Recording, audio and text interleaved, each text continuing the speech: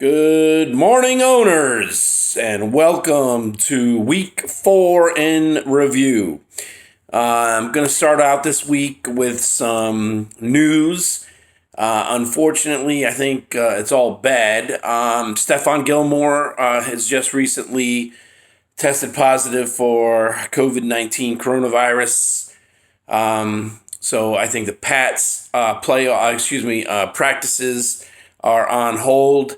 The Titans were hoping to get back to practice after having 2 days of negative tests. However, as of 8:15 this morning, ESPN is reporting that 2 more Tennessee Titan players have tested positive.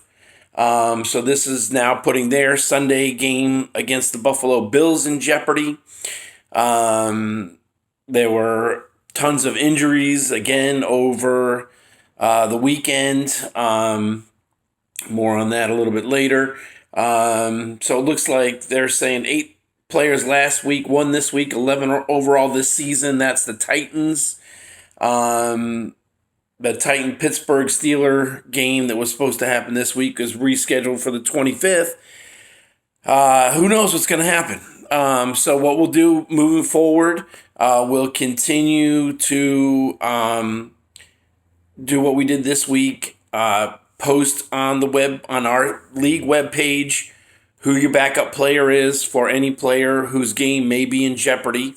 And again, this is in a situation where the game has not officially been postponed or canceled or whatever.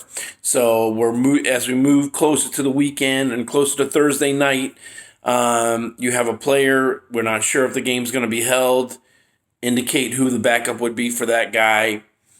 And then if that game does get canceled, you'll get credit for your backup's stats.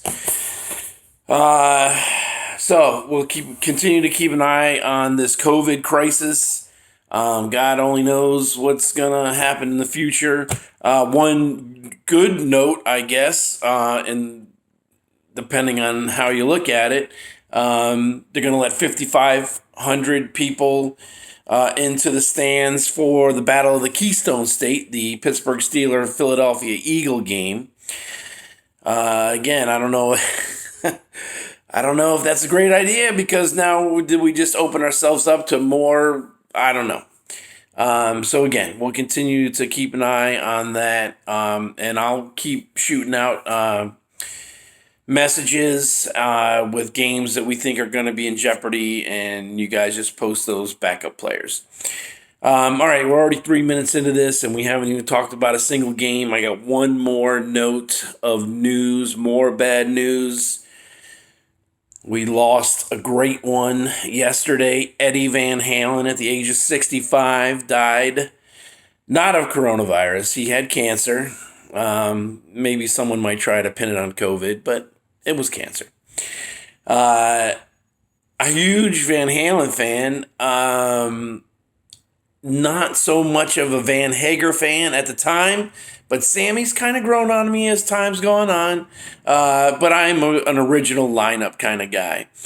You guys also know how much I love live music. I have a very, very short list of bands that somehow through the years I've never seen live. Van Halen was one of those bands I never had a chance to see live, and I do regret that. AC/DC's another one, whatever. Anyway, with that in mind, we've got a special Week 4 Peanut Butter Jelly Time League review, and this is how we're going to start it off. Hey Google, play.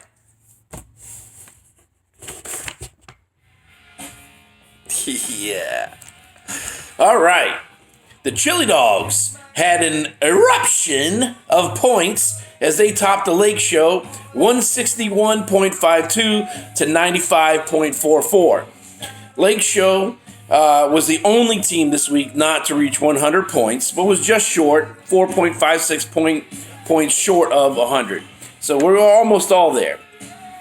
Kittle returned to the lineup for the Dogs. He had 34.6 points on 15 receptions, 183 yards, and a touchdown. Allen had 29.42 and Chark 25.5 for the Dogs.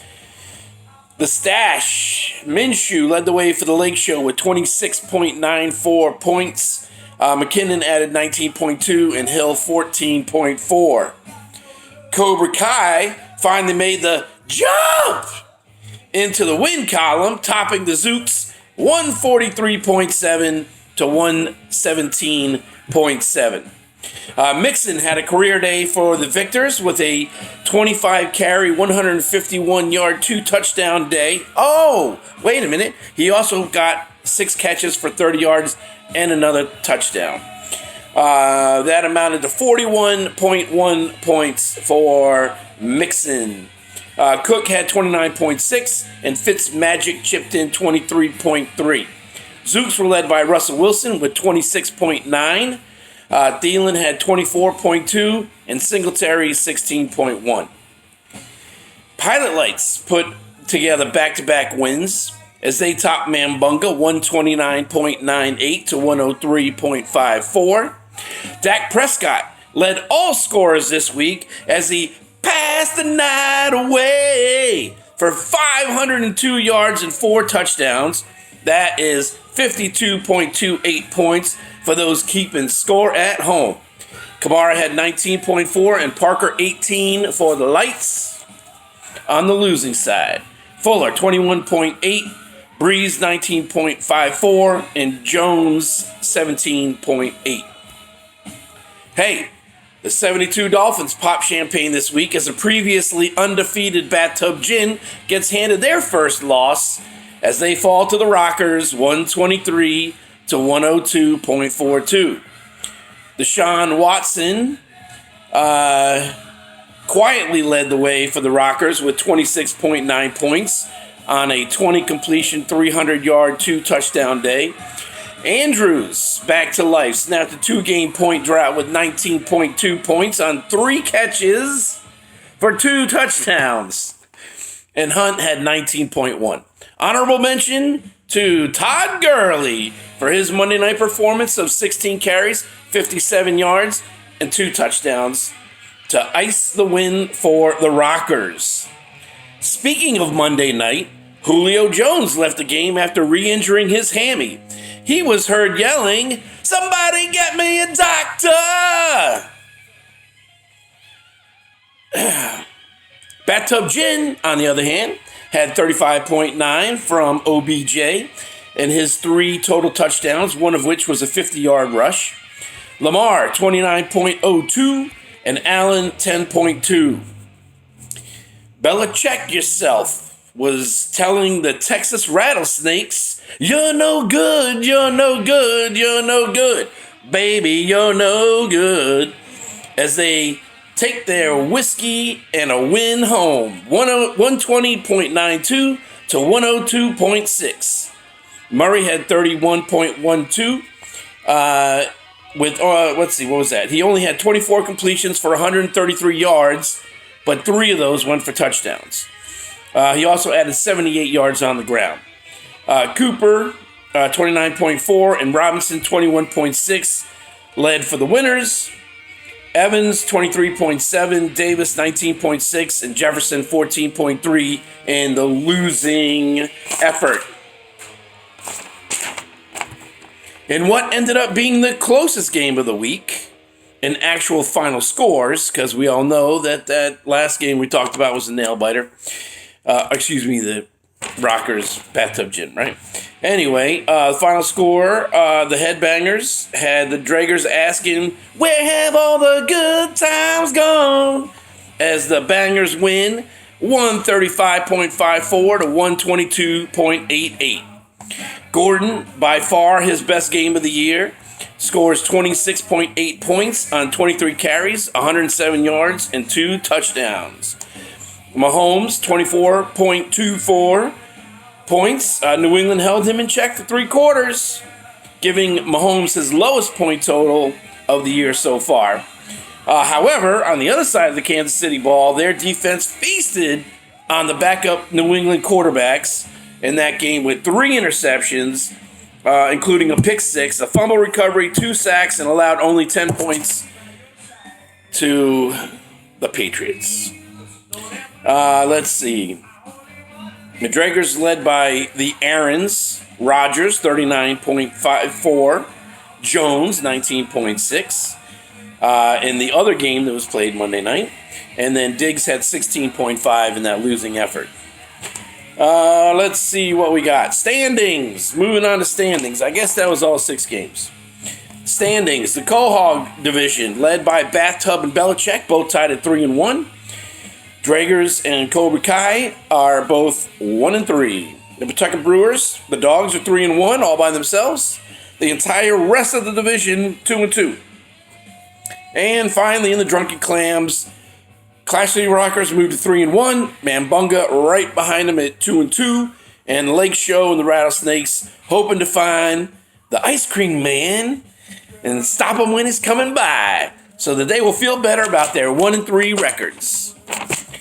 Week 5 starts tomorrow night. We got Tampa Tom and his Buccaneers taking on Chopper's hometown, the Bears. Let's see. Detroit and Green Bay have byes this week. So it looks like probably the Dragers. I should check that out. Let's see what we got here. I got this thing's all messed up. Who did we pick up this week? I should have had this ready to go. Because the Dragers don't have a quarterback. Oh, they picked up some Teddy Bridgewater starting for the Dragers this week. All right. It's fantasy football, and everybody wants some. I want some too. So hopefully you'll get a win in week 5, because I don't want to hear that Jamie's crying. That's it. That's all this Atomic Punk's got. So let's finish what you started in this COVID season of peanut butter jelly time fantasy football. Later.